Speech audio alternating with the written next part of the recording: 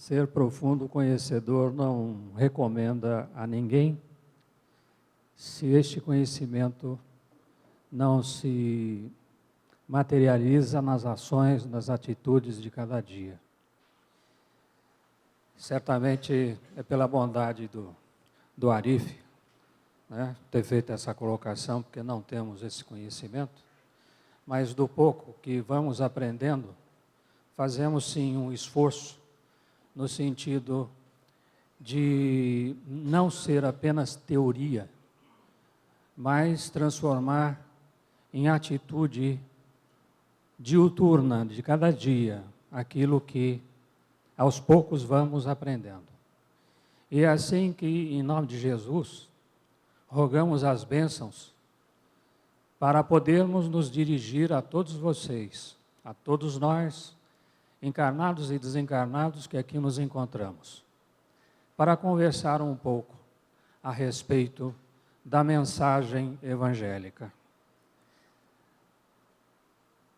E como ouvimos nas colocações do Arif também, pedindo pela paz no mundo, vemos o mundo, as notícias do mundo sendo veiculadas, trazendo-nos grandes preocupações pelas atitudes extremadas de determinados grupos, invocando inclusive as ações em nome de Deus e agindo exatamente em contrário ao mandamento maior que nos foi deixado já lá no Velho Testamento. Primeiro, amar a Deus sobre todas as coisas. E o segundo, que é amar ao próximo como a si mesmo, porque como haveremos de amar a Deus sobre todas as coisas se não amamos ao nosso próximo? Então a nossa atitude, ela tem que ser coerente. E não podemos agir em nome do Criador, indo de maneira frontalmente contrária ao mandamento que nos foi deixado. É o amor. E, no entanto, nós vemos as notícias se espalharem e nos esquecemos destas outras notícias que muitas vezes passam desapercebidas, mas às vezes somos chamados à atenção para observá-las como acabamos de ouvir o convite à atitude no campo do bem. Pessoas, e como ouvimos agora há pouco, um grupo de 12, 15 pessoas desta casa, que se movimentam no sentido de angariar recursos para atender a determinadas famílias que passam por grandes dificuldades, a ponto de chegarem aqui constrangidas pela necessidade de pedir. Não deveria existir a necessidade de pedir se a nossa disposição para a ação no campo do bem, ela fosse natural e espontânea. Mas vemos estas ações se espalhando como a campanha Alta de Souza.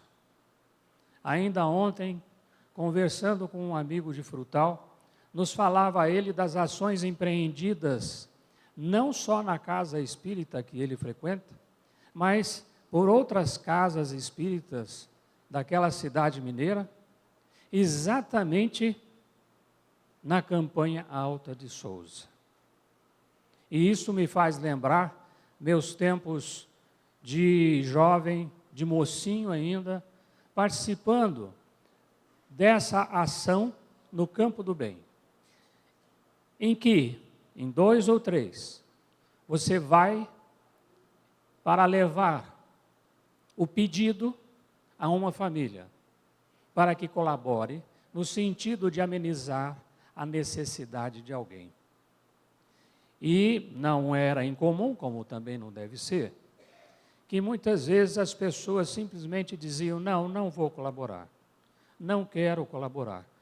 E a nossa atitude, esse é um grande aprendizado, porque é aprender a escutar ou não e ter o sentimento, ainda assim, de agradecimento.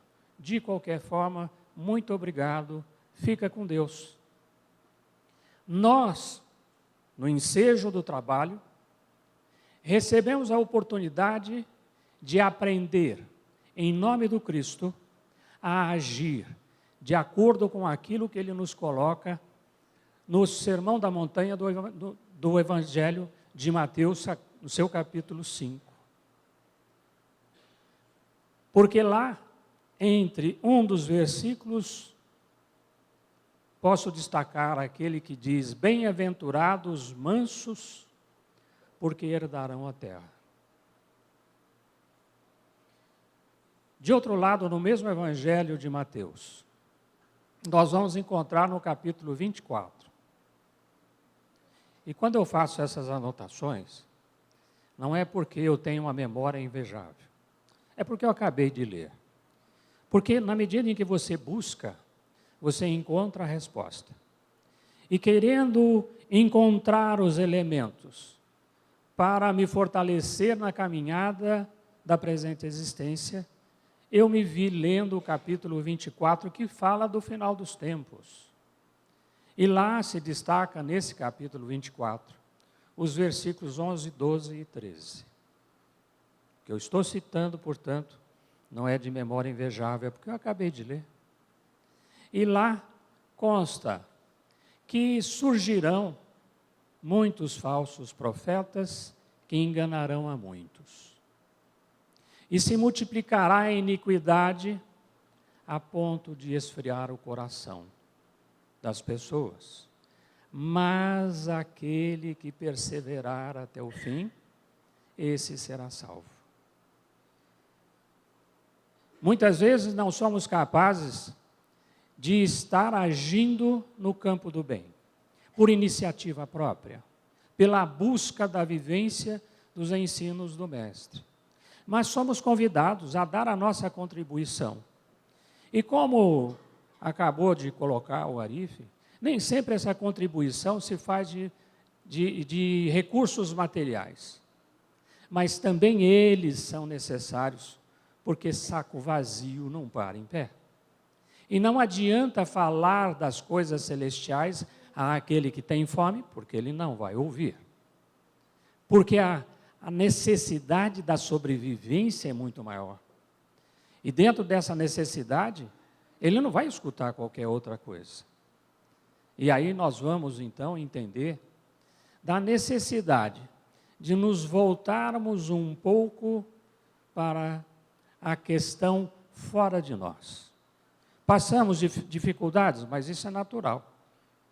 Nós somos espíritos numa fase evolutiva em que há necessidade da expiação, porque erramos muito. E a necessidade da expiação não é punitiva, ela é educativa. E isso as pessoas confundem de uma maneira assim, incomum até. Né? Incomum no sentido de não seria natural. Porque nós achamos que a dor é uma punição, quando na realidade a dor, ela tem o condão de nos alertar para a necessidade de mudança.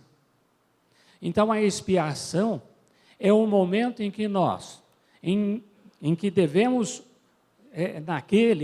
naquela fase, refletirmos o porquê que estamos passando por aquilo.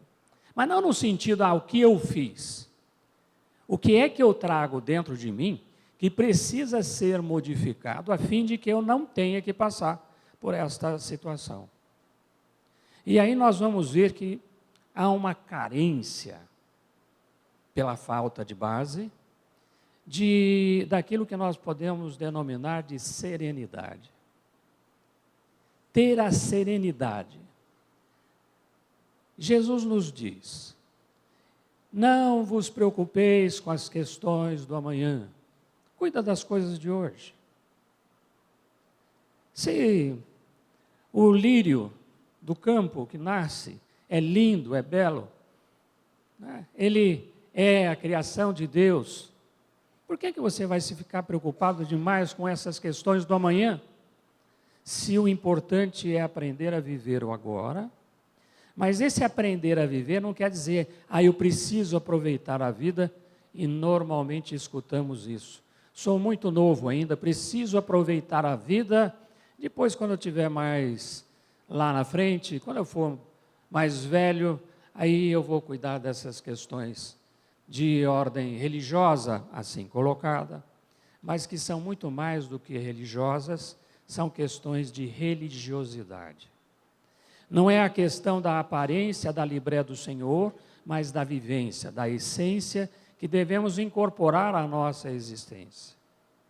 Dentro do convite da nossa colaboração, está implícito também o nosso convite, o convite à nossa ação no campo do bem.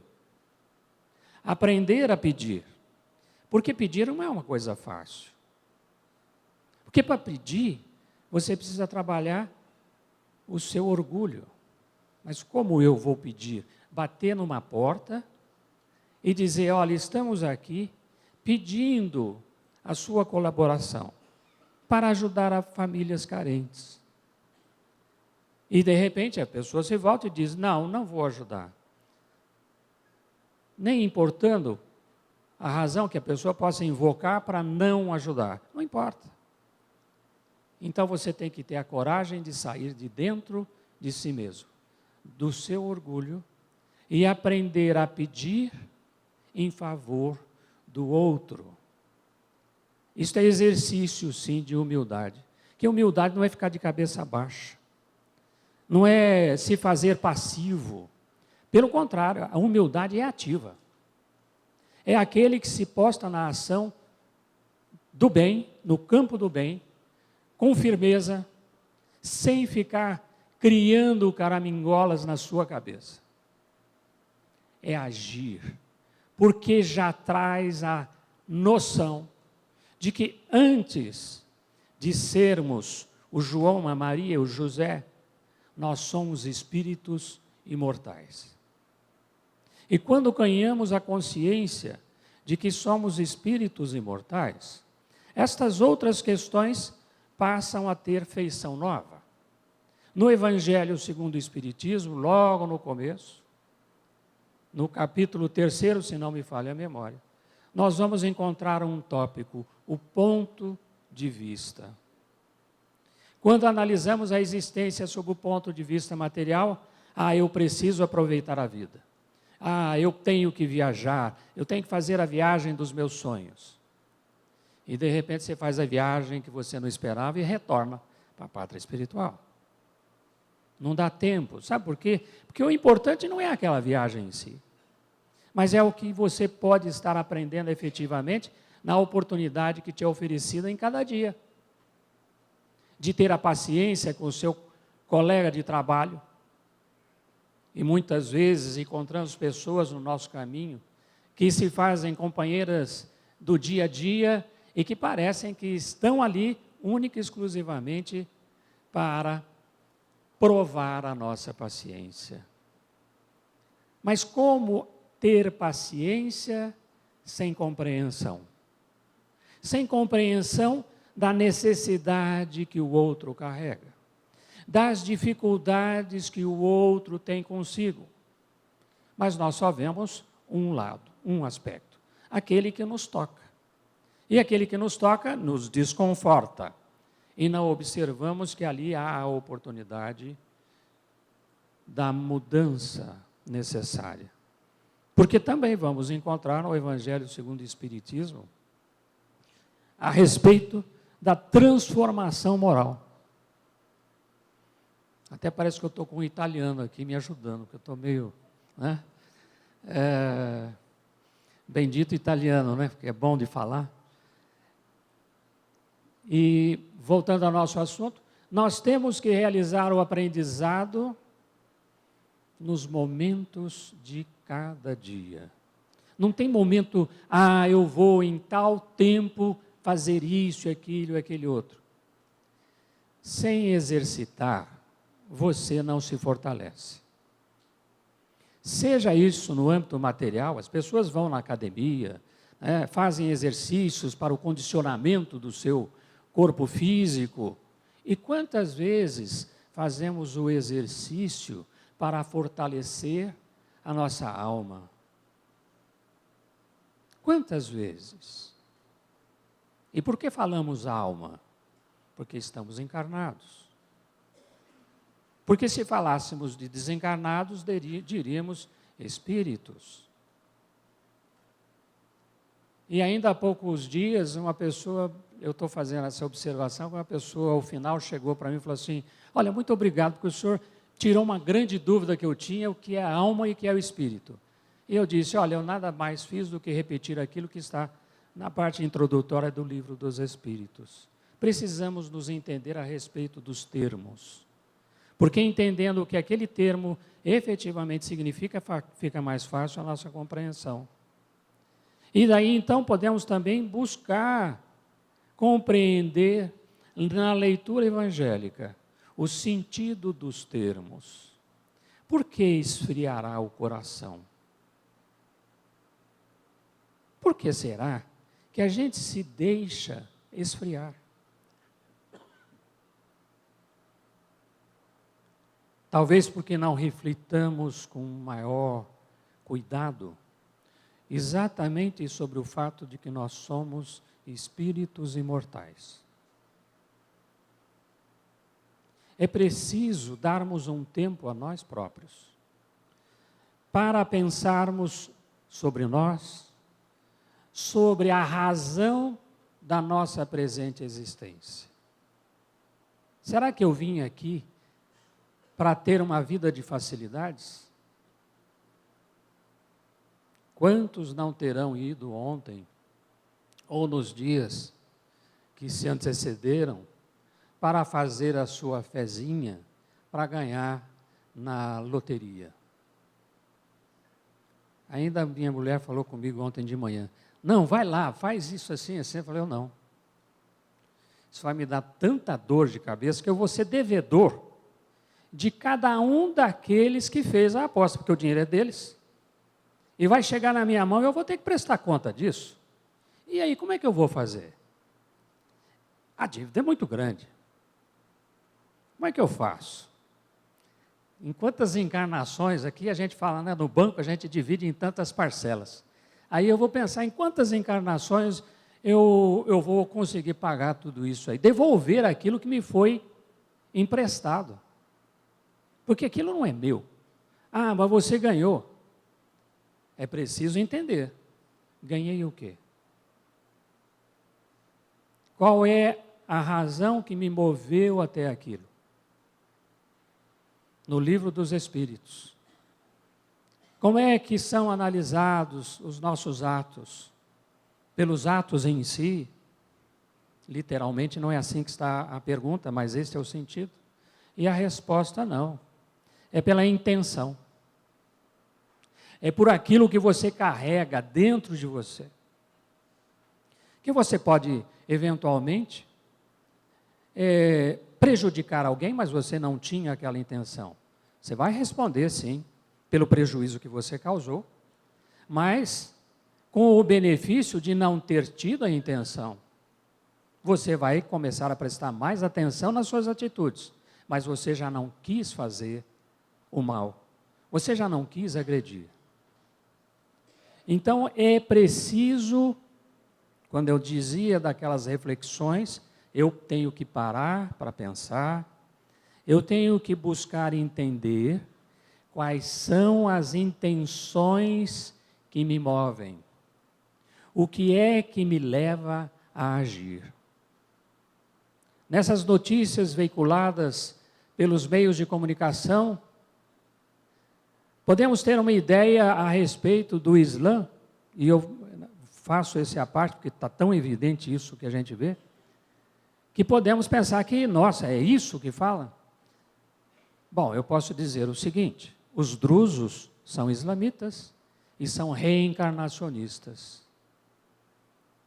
O problema é o olhar do homem e a intenção que ele coloca naquilo que vai fazer. Então, quantas vezes no decorrer dos séculos se agiu em nome do Cristo, levando à morte. As cruzadas, o que significavam? Se formos analisar, vamos ver fatores econômicos implícitos naquelas ações. Nós vamos ver interesses de poder naquelas ações. O predomínio, porque quanto maior o número de aliados, mais forte você é. Mas Jesus, no momento da cruz, quem estava lá para defendê-lo? Em estado a descer da cruz para demonstrar o seu poder, ele apenas diz: Pai, perdoa-os, porque eles não sabem o que fazem. Não têm a clara noção da absurdidade do que estão falando. Então, Pai, perdoa-os. Então, é o que está dentro de nós, é a intenção que nós carregamos que precisa ser melhor avaliada. Certamente, e eu já devo ter dito isso aqui, eu tenho uma grande dificuldade, não no entendimento, mas na colocação em prática, do trecho da primeira carta de Paulo aos Coríntios, em que ele fala da caridade. Mas, utilizando-me dos recursos trazidos pela doutrina espírita, aprendo de que eu preciso fazer o bem. E a diferença entre fazer o bem e fazer a caridade está no fato de que a caridade, ela não se preocupa consigo mesma. Ela tem paciência, ela tudo suporta, ela tudo espera. Fazer o bem é aquela atitude que redunda no bem para aquele que é o objeto da ação. Mas esta atitude benéfica pode não estar embasada no sentimento. Eu ainda não aprendi a amar. A amar no sentido do ensinamento crístico. A amar com a consciência de que, sendo filho de Deus, somos todos filhos de Deus. E de que, sendo filho de Deus, o outro também o é. E é tão importante ao Criador tanto quanto eu próprio o sou. E sendo todos nós irmãos, eu preciso aprender a considerá-los irmãos. Irmãos que se fazem companheiros de viagem numa encarnação, companheiros que se fazem de nossa companhia em outras encarnações. Pelas necessidades do reaprendizado, pelas necessidades de abrirmos os nossos olhos à realidade espiritual. E este papel da doutrina espírita é fundamental, no sentido de imprimirmos à nossa existência um rumo novo. A doutrina espírita não veio para fazer adeptos. Kardec é muito claro. Olha, se você me pedir para te convencer, esquece que eu não tenho a preocupação de te convencer. Ah, me mostra um fenômeno que aí eu haverei de crer. Ainda que o fenômeno ocorra, você vai dizer: ah, não, mas isso aqui aconteceu por outras razões. Leia o livro dos médiuns. O ser humano se faz o centro das atenções, na maior parte das vezes, em razão do estágio evolutivo em que nós nos encontramos. Isto é uma consequência natural do orgulho. Somos o Sol, né? Ou somos a Terra, antes de Copérnico. Né? O mundo gira ao nosso redor, até que você vai descobrindo que não é o Sol que gira em torno da Terra, é a Terra que gira em torno do Sol. E aí você vai descobrindo mas o Sol também gira em torno de um outro astro. E aí você vai entendendo que as coisas são muito, mas muito mais profundas do que o nosso pequeno olhar enviesado nos traz a respeito de nós mesmos. Exercício de humildade é também deslocar o foco de si para fora. Tirar a visão de que o mundo gira ao meu redor, para entender que não. Sou eu que preciso girar ao redor de.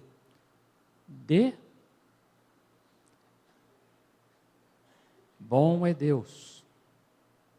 De mestre assim podeis me chamar.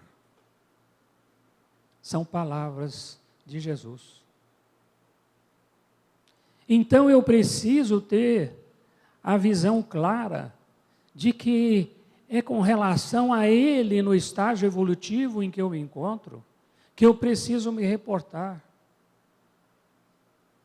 Perguntado, você vai por esta linha ou por aquela linha? Eu não vou por linha nenhuma.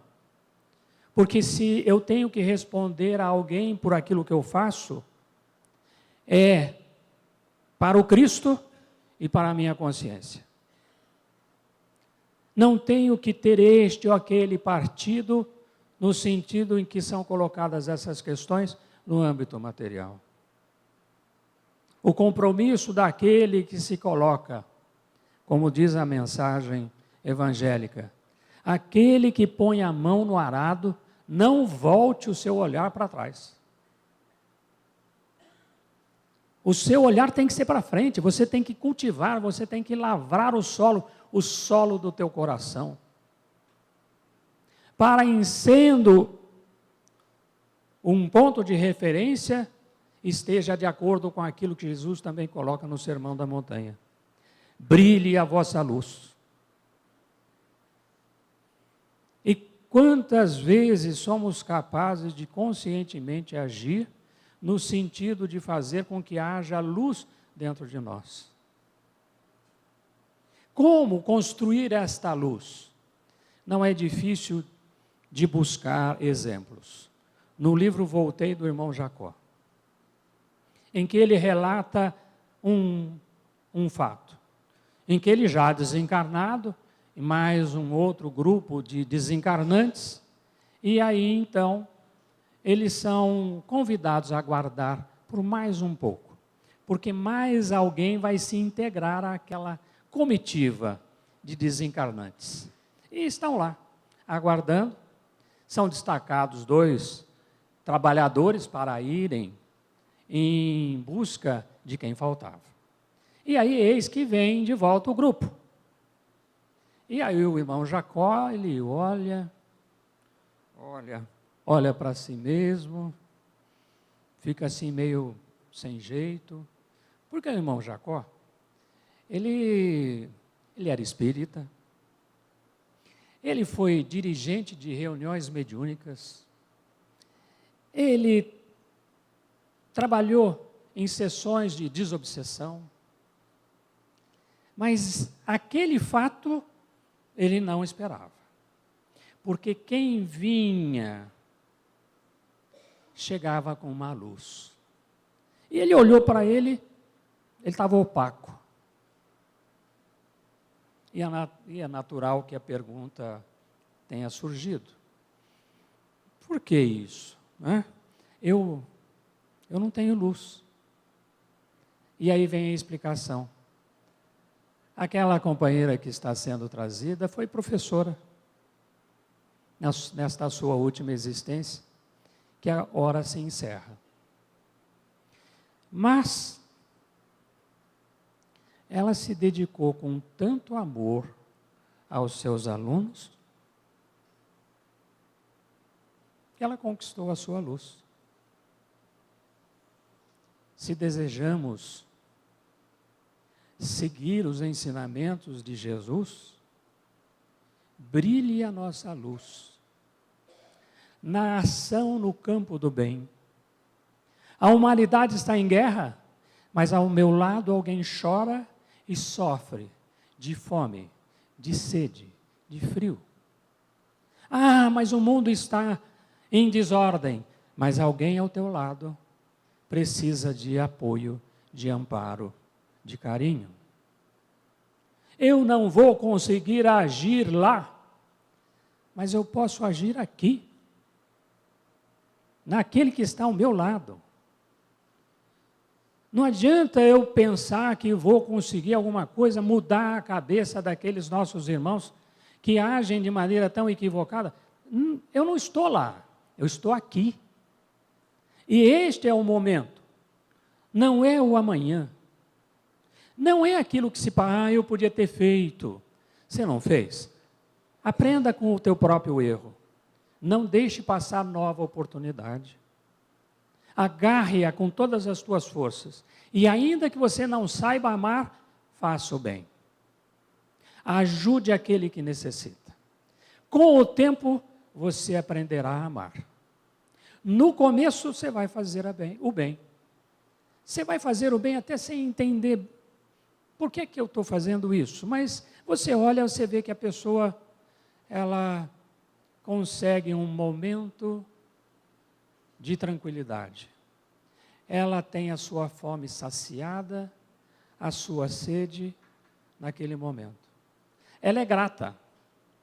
Talvez ela seja até grata a você, mas você tem que guardar a noção, a consciência de que você foi simples instrumento da misericórdia divina. E que a parte que te cabe efetivamente é aquela que você talvez ainda não tenha feito. A de carregar o gesto com amor. É o amor que faz a diferença. Das ações de iniquidade de muitos, ainda que nos pareçam muitos se colocam para agir, amenizando a dor do próximo. Em ações como esta que nós acabamos de ouvir no preâmbulo. 12 ou 15 que se movimentam numa campanha para amenizar a necessidade dos que passam momentaneamente por grandes dificuldades e que, constrangidos, vêm para buscar o necessário para a sua sobrevivência. Se nós já tivéssemos luz própria, se nós já tivéssemos o amor instalado em nossos corações, eles não se sentiriam constrangidos, porque nós iniciaríamos a ação antes que a necessidade aparecesse. Para isso, é preciso caminhar. É preciso aprender. É preciso apreender. Trazer o aprendizado teórico para a sua vivência. Ah, mas eu ainda não sei. Comece. E quando você deixa passar a oportunidade de fazer o bem, e daquilo que você deixou de fazer, resultar em algum prejuízo para alguém, disso também você é responsável. Está no livro dos Espíritos, na resposta dos Espíritos à questão de Allan Kardec. O Espiritismo é a chave que nos permite compreender a mensagem de Jesus, que ao longo do tempo foi mascarada pelos interesses humanos. Mas a doutrina espírita nos faz extrair a beleza original dos ensinos do Divino Mestre. Busquemos fazer alguma coisa. Por menor que se nos pareça a ação, ela é coadjuvada pela espiritualidade maior. Quantas vezes temos tido a oportunidade de participar de situações em que, atendendo a uma pessoa, vem a espiritualidade nos dizer que, junto com aquele atendimento, muitos outros também foram beneficiados. Eles conseguem multiplicar a nossa ação. Se os que agem no campo do mal conseguem multiplicar as iniquidades, aqueles que agem no campo do bem propiciam a multiplicação da ação benéfica em benefício dos que necessitam. Espero estar contribuindo com cada um de vocês, porque falar por falar, não estaríamos aqui. O que nos move é o desejo de ser um instrumento, porque não é daquilo que temos efetivamente, mas é daquilo que nos vem trazido pela espiritualidade maior. E quando eu disse, alguém está aqui ao meu lado, talvez seja um italiano, não sei se exatamente o é, mas não conseguiria falar se não fosse o amparo da espiritualidade maior. Porque falar em nome de Jesus não é tarefa fácil. A técnica para falar, você consegue. Mas alcançar os corações é diferente. Para mim, se transubstancia, se expressa, né, com uma oportunidade de aprender a fazer o bem. E na medida em que eu vou falando, eu vou olhando para cada um de vocês. Porque o que eu trago dentro de mim é a esperança de falar não ao vosso entendimento. Porque entender tudo isso vocês também já entendem tanto quanto eu. Mas falar ao coração de cada um de vocês. Não desanimem. Ainda que soem as trombetas do fim do mundo, somos espíritos imortais. Que importa? Ainda que o meu último gesto na presente existência seja o de estender a mão, assim precisarei fazer. Porque sou o espírito eterno. Sou um espírito imortal. Fomos criados para todo o sempre. Então, busco a serenidade da confiança na providência do Pai. Busco a serenidade na misericórdia excelsa e infinita do Criador. Que a mensagem encontre eco no coração de cada um de vocês, porque busco fazer com que ela encontre eco no meu próprio coração, na medida em que, falando, sou o primeiro a ouvir. Que a luz do Divino Mestre ilumine os caminhos de cada um de nós e que os nossos corações se sintam confortados, sempre pela mensagem do Evangelho. Muita paz.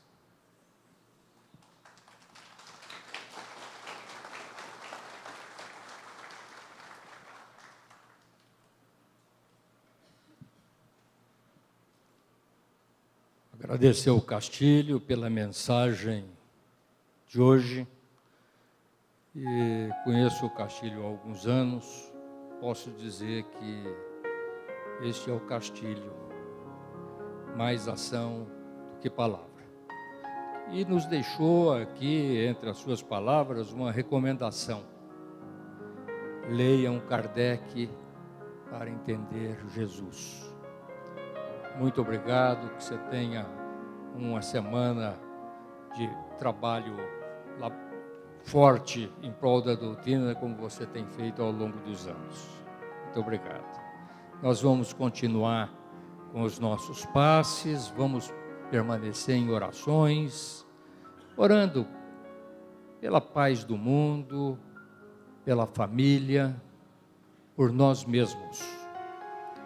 Venham depois que encerrar os trabalhos para fazermos a prece junto com a nossa querida Rosalina. Que todos tenham uma semana de muito trabalho.